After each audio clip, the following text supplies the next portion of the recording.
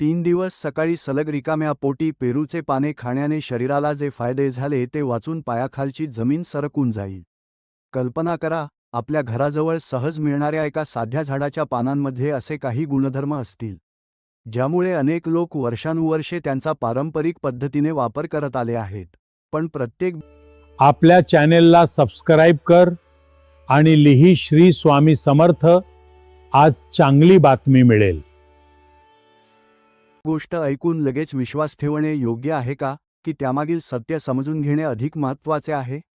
आज आपण पेरूच्या पानांबद्दल अशाच काही पारंपरिक समजुती, उपलब्ध माहिती आणि त्यांचा योग्य वापर याविषयी जाणून घेणार आहोत. हा विषय शेवटपर्यंत ऐका, कारण शेवटी आपण कोणत्या व्यक्तींनी पेरूची पाने वापरण्यापूर्वी विशेष काळजी घ्यावी हेही पाहणार आहोत. मित्रांनो, पेरू हे फळ अनेकांच्या आवडीचे असते, मात्र त्याच्या पानांकडे फारसे लक्ष दिले जात नाही. आयुर्वेद आणि पारंपरिक घरगुती पद्धतींमध्ये पेरूच्या पानांचा उल्लेख अनेक ठिकाणी आढळतो.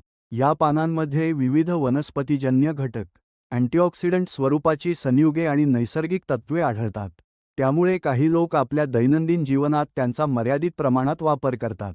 मात्र हे लक्षात ठेवणे आवश्यक आहे की कोणताही घरगुती उपाय हा वैद्यकीय उपचारांचा पर्याय मानला जाऊ नये. काही लोक सकाळी रिकाम्या पोटी पेरूची कोवळी आणि स्वच्छ धुतलेली पाने चघळण्याची सवय ठेवतात. त्यांच्या मते यामुळे शरीराला ताजेतवाने वाढण्यास मदत होऊ शकते. मात्र प्रत्येक व्यक्तीचे शरीर वेगळे असते, त्यामुळे एखादी गोष्ट एका व्यक्तीला अनुकूल ठरली म्हणून ती सर्वांसाठी तितकीच योग्य असेल असे म्हणता येत नाही. पचनक्रिया चांगली राहण्यासाठी योग्य आहार, पुरेसे पाणी, नियमित व्यायाम आणि पुरेशी झोप यांना सर्वाधिक महत्त्व दिले जाते. काही पारंपरिक पद्धतींमध्ये पेरूच्या पानांचा उल्लेख पचनासाठी पूरक म्हणून केला जातो, कारण या पानांमध्ये काही नैसर्गिक घटक असतात. मात्र पोटाशी संबंधित गंभीर त्रास असल्यास स्वतः उपचार करण्याऐवजी तज्ज्ञांचा सल्ला घेणे अधिक योग्य ठरते. वजन नियंत्रणाबाबतही अनेक घरगुती उपाय सांगितले जातात. पेरूच्या पानांचाही त्यामध्ये काही ठिकाणी उल्लेख केला जातो. मात्र केवळ एखादी वनस्पती किंवा पान खाल्ल्याने वजन कमी होते असा निष्कर्ष काढणे योग्य नाही. वजन कमी करण्यासाठी संतुलित आहार, नियमित चालणे, व्यायाम, पुरेशी झोप आणि सातत्यपूर्ण जीवनशैली हेच सर्वात महत्त्वाचे घटक आहेत. पेरूची पाने वापरायची असल्यास ती केवळ संतुलित जीवनशैलीचा एक भाग म्हणूनच पाहावीत. आजच्या काळात रक्तातील साखरेची समस्या अनेकांना भेडसावत आहे. काही प्राथमिक संशोधनांमध्ये पेरूच्या पानांमधील काही घटकांचा अभ्यास करण्यात आला आहे. मात्र त्यावरून कोणताही निश्चित उपचार किंवा औषध म्हणून त्यांचा स्वीकार झालेला नाही. त्यामुळे मधुमेह असलेल्या व्यक्तींनी डॉक्टरांनी दिलेली औषधे किंवा उपचार स्वतःहून बंद करू नयेत.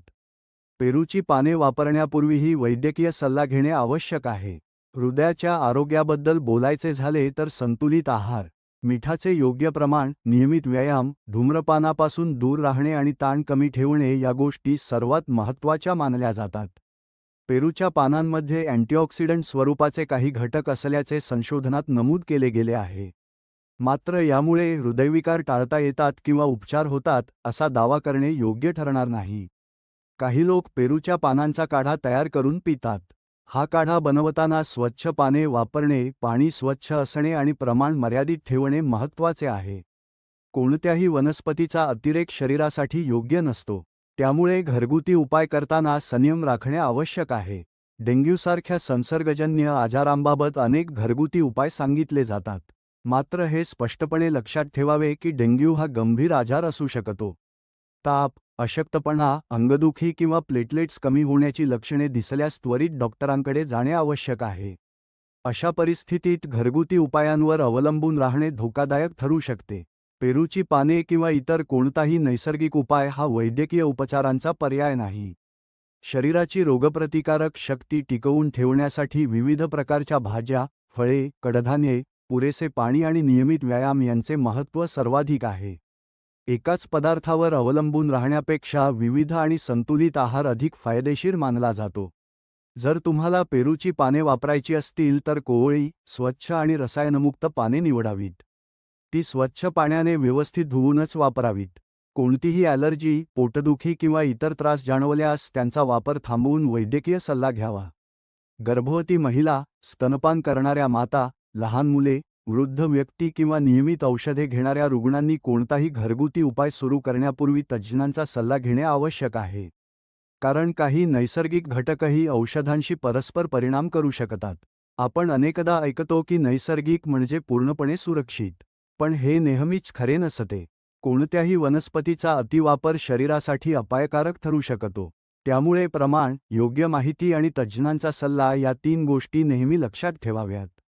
आरोग्य चांगले ठेवण्यासाठी एकच जादुई उपाय नसतो. योग्य आहार, नियमित हालचाल, ताण नियंत्रण, पुरेशी झोप आणि वेळेवर वैद्यकीय तपासणी या सवयी दीर्घकाळ निरोगी राहण्यास अधिक मदत करतात. पेरूची पाने ही काही लोकांच्या पारंपरिक जीवनशैलीचा भाग असू शकतात. परंतु त्यांच्याकडून चमत्कारिक परिणामांची अपेक्षा करणे योग्य नाही. म्हणूनच कोणतीही माहिती ऐकल्यानंतर ती विचारपूर्वक समजून घेणे महत्त्वाचे आहे. पारंपरिक ज्ञानाचा आदर ठेवत आधुनिक वैद्यकीय सल्ल्यालाही तितकेच महत्त्व दिल्यास आपण अधिक सुरक्षित आणि जागरूक निर्णय घेऊ शकतो. निरोगी जीवनासाठी संतुलित आहार, नियमित व्यायाम, सकारात्मक विचार आणि वेळेवर उपचार यांनाच सर्वाधिक महत्त्व आहे. योग्य माहितीच्या आधारावर घेतलेले निर्णयच आपल्या आरोग्यासाठी सर्वात मोठी गुंतवणूक ठरतात.